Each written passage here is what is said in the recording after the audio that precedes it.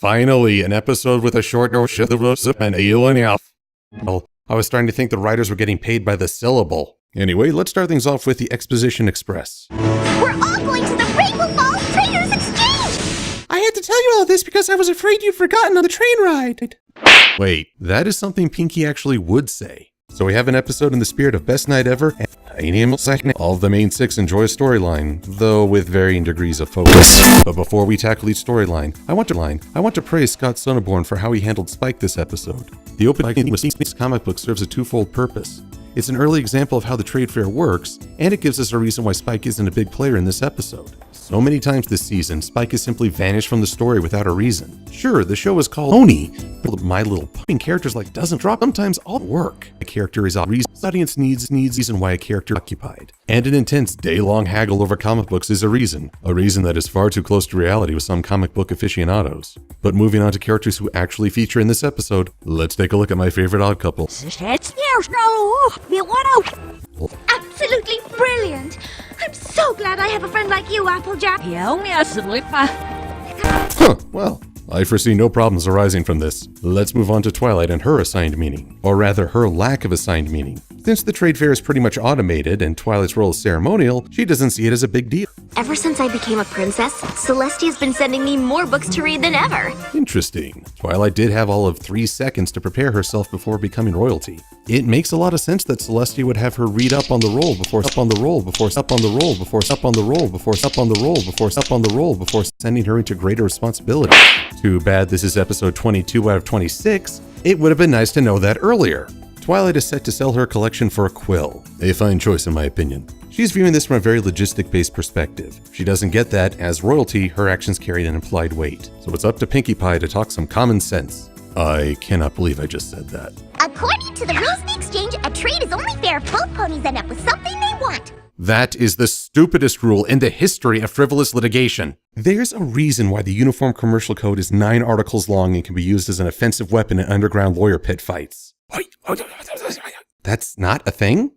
Why not? I get that this show is aimed at a young audience and therefore things have to be simplified, but there's a difference between simplifying and dumbing down. This rule is so vague that it wouldn't solve any dispute. Yet Twilight was about to break this worthless rule, which would actually undermine her role.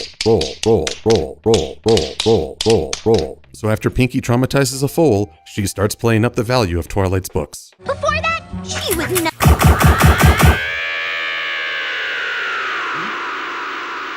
Nothing. That's 0. Hey, then she read these books and voila! Princess! But Pinkie is, well, Pinkie, and she goes overboard so that no pony thinks they can offer an equal trade. But that's okay because Twilight realizes that these books do have sentimental value, and so she has no problem hoarding them.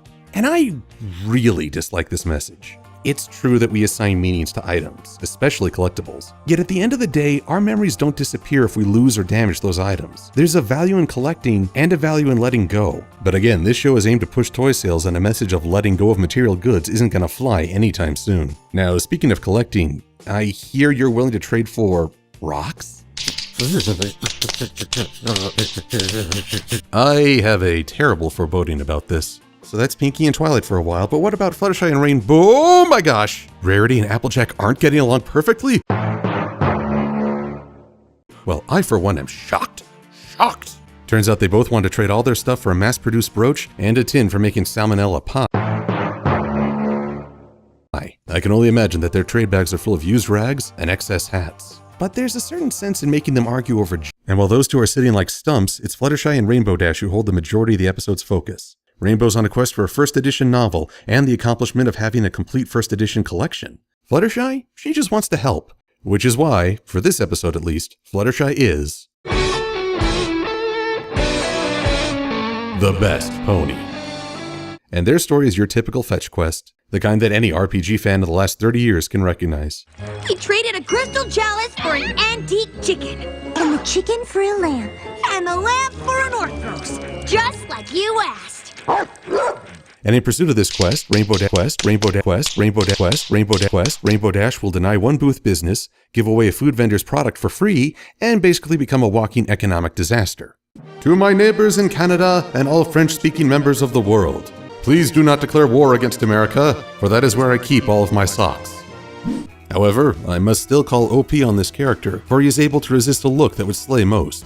Truly, his rumbly tummy is a force, not of this earth.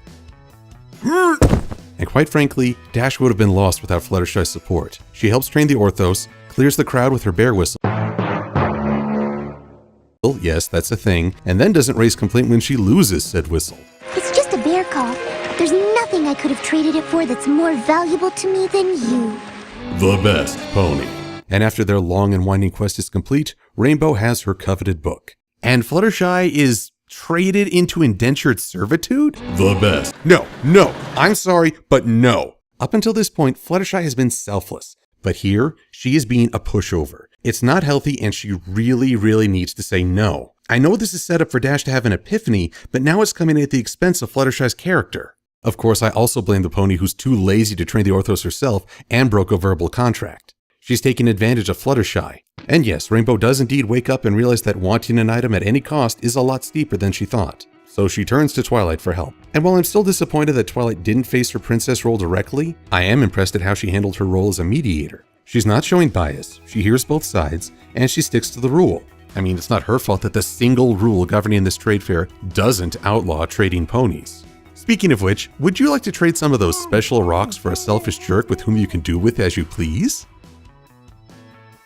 We get a speedy resolution as a speech from Rainbow causes the other pony's heart to grow 3 sizes that day. Fluttershy is released from servitude and the various parties rejoin on the train for the moral about how friendship is way better than things. Here, I got your dang rocks. I don't want to know, just gimme. Here, I finally got your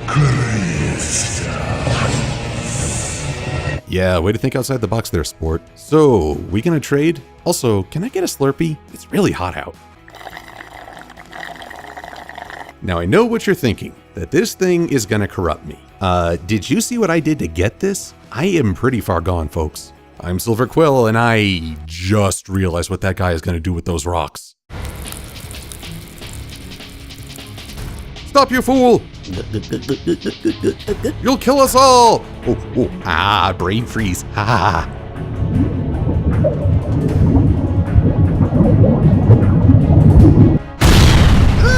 Salver Quill, thanks for watching!